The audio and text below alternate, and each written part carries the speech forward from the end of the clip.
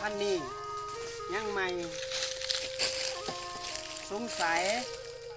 คงสิตายมีแห้งรถส้นล่อบุ่มเลยญาติโยมล่อเป็นเลข8เลยเนาะ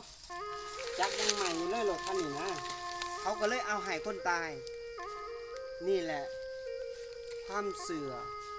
ของชนเผ่าละเทิงเฮาว่าให้แล้วคนตายสิได้ครับบ่แม่นเรื่องจริงเด้อญาติโยม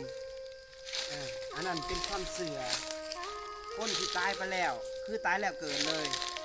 ได้หับเฉพาะพี่เปรตปูตุชนส่วนบุญเท่านั้นแต่แบบนี้หับบ่ได้ออกจากความเสื่อซะ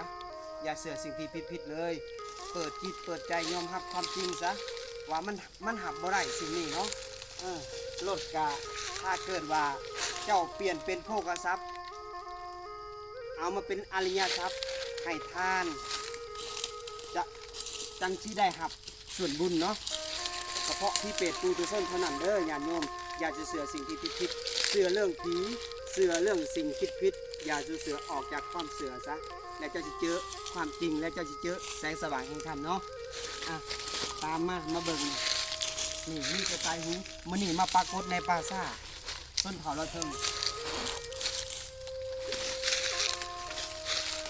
ไปเห็นที่ดินวัฒนธรรม